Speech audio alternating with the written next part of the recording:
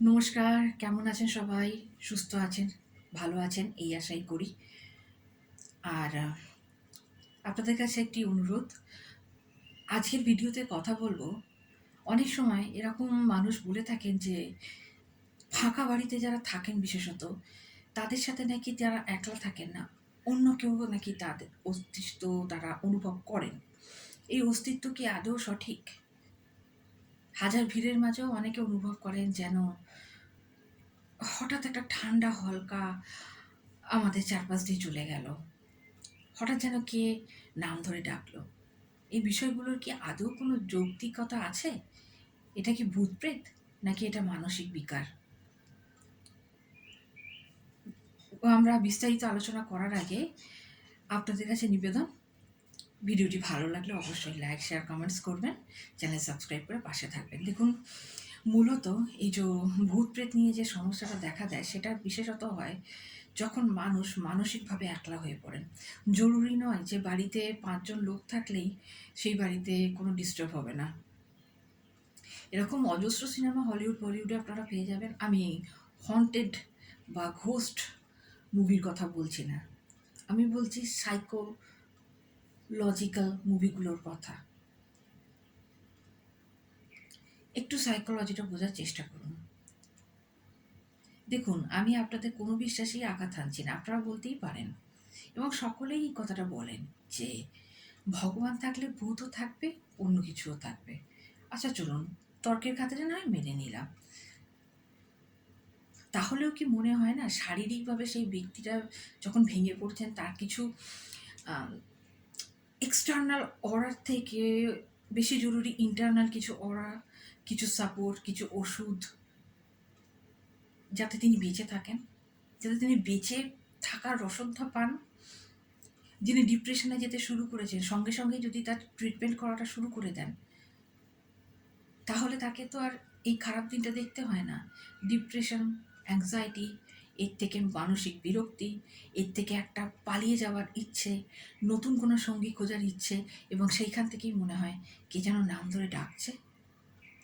অনেক দূর থেকে কে যেন দাঁড়িয়ে আছে, আমাকে দেখছে। কেন হচ্ছে? এটা আমাদের ব্রেন প্রজেক্ট করছে। আমাদের সারপ্রেসড ইমোশনগুলো আমাদেরকে এসব ভাবতে, দেখতে বাধ্য করছে। মানুষের মস্তিষ্ক ভীষণ জটিল স্থান, ভীষণ জটিল জায়গা। আপনারাও জানেন, আপনারাও নিশ্চয়ই শুনেছেন। এই ধরনের কিছু হ্যালুসিনেশন স্টার্ট হলেই, ঠিক আছে, আপনারা বলবেন যে মন্দিরে নিয়ে যাবেন, নিয়ে যান, অবশ্যই নিয়ে যান। কারোর বিশ্বাসেই আমি আঘাত করছি না। আমি নিজে সাইকোলজি নিয়ে যতটুকু পড়াশোনা করেছি, সেইখান থেকেই আমি আপনাদের সাথে এই বিষয়গুলো চর্চা করতে আসি। কারণ আমার মনে হয় যে আমাদের সমাজে যে পেঁচিয়ে রয়েছে প্রচণ্ড অন্ধবিশ্বাস ও কুসংস্কার, সেখানে একটু বিজ্ঞানের আলো পৌঁছানোটা খুব জরুরি। এই বর্তমান আধুনিক উন্নত যুগে দাঁড়িয়েও কিন্তু আজ আমরা ভূত প্রেত, তাবিজ কবজ, টোটকা এইসবে বিশ্বাস করি।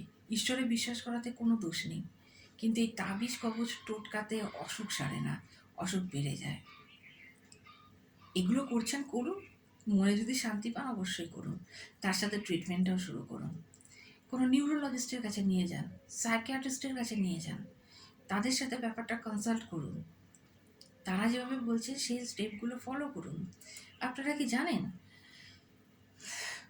পাঞ্জাবের একটি ছোট স্কুলে, একটি ছোট গ্রামে একটি স্কুলে দুটি ছোট বাচ্চার মধ্যে চূড়ান্ত ঝগড়াঝাটি হয়ে যায় টিফিন বেলায়, এবং বাচ্চা দুটি পরস্পরের গায়ে হাতও তুলে দেয়। তখনকার মতো স্কুলের মাস্টার, বাকি বন্ধু বান্ধবেরা ব্যাপারটা মিটমাট করলেও ছেলে দুটোর মনের ভেতরে এক ধরনের প্রতিহিংসার আগুন জ্বলতে থাকে, এবং কোথাও না কোথাও তাদের মনের ভেতরে এই সাইকোলজি কাজ করছিল যে প্রতিহিংসা নেওয়া কি সত্যিই ভালো। এবং এই ভালো মন্দের মধ্যে পড়ে উভয় বালক দুটি এরকম দেখতে শুরু করে যে কে যেন সামনে অন্ধকারে দাঁড়িয়ে আছে, কে যেন সর্বদা তাদের কাজকে মনিটর করছে। তারা বাড়ির লোককে এই কথাটা বলে। বাড়ির লোক নিয়ে চলে যায় অবভিয়াসলি ঝাড়ফুঁক, তাবিজ কবজে। কিন্তু তাতে লাভ তো হয়ই না। সাময়িক বিরতি এলো, তাদের মনের ভেতরে ঘৃণাটা ওই একটা অদ্ভুত অবয়ব নিয়ে নেয়। এবং একটি ছেলে নয়, যে দুটি ছেলের মধ্যে ঝগড়া হয়েছিল উভয়ের সাথেই এই ঘটনা ঘটতে থাকে। এবং তারা ভাবতে থাকে যে হয়তো পরস্পরকে কোনো জিন ছেড়ে দিয়েছে, কোনো আত্মাকে লেলিয়ে দেওয়া হয়েছে। তাদের মাথায় এইটুকু আসে না যে এই ছেলে দুটোর, এই বাচ্চা দুটোর একটা কাউন্সেলিংয়ের দরকার। কেন তারা এতটা হিংস্র হয়ে পড়েছে এতটুকু ছোট বয়সে, প্রাইমারি স্কুলে পড়াকালীন সময়? এর জন্য তো কাউন্সেলিংয়ের দরকার। কিন্তু এটা না করে ভুল পথে তারা চালিত করে, এবং ছেলে দুটি বর্তমানে উন্মাদ প্রায় হয়ে গেছে। একটি এনজিওর উদ্যোগে তাদের কাউন্সেলিং শুরু হয়েছে, তাদেরকে সুস্থ জীবনে ফেরত নিয়ে আসার চেষ্টা চলছে। আপনাদের সাথে ইচ্ছে করেই এই গল্পটি শেয়ার করলাম, নামটা বললাম না তাদের সামাজিক গোপনীয়তার স্বার্থে। এটা কোনো কিন্তু গল্প নয়, এটা একটি বাস্তব ঘটনা, বাস্তব জীবন থেকে নেওয়া। কার কি ক্ষতি হয় বলুন এই ধরনের ব্যাপারে? যখন বাড়ির কোনো সদস্য এই ধরনের অসুখে আক্রান্ত হন, যে ভূত প্রেত দেখছেন, আমি কিন্তু পজেশন সিনড্রোমের কথা বলছি না, পজেশন সিনড্রোম সেপারেট জিনিস। দেখুন, স্কিজোফ্রেনিয়া যারা রোগী হন তারাও কিন্তু এই ধরনের জিনিসগুলো দেখে থাকেন। তাদের মনে হয় তারা ছাড়াও এদিকে কেউ রয়েছে, ওদিকে কেউ রয়েছে, যে তাদের ক্ষতি করে দিতে পারে, তাদের প্রাণে মারতে পারে। এর ফলে তারা বাড়ির আপনজনকেও হ্যালুসিনেট করে ফেলেন এবং তাদের উপরে আক্রমণ করে বসেন। কঙ্গনা রানাওয়াতের একটি মুভি আছে, চাইলে আপনারা দেখতে পারেন সার্চ করে, এই যে স্কিজোফ্রেনিয়ার উপরে কি ভয়ানক করুণ পরিণতি হয় তাদের।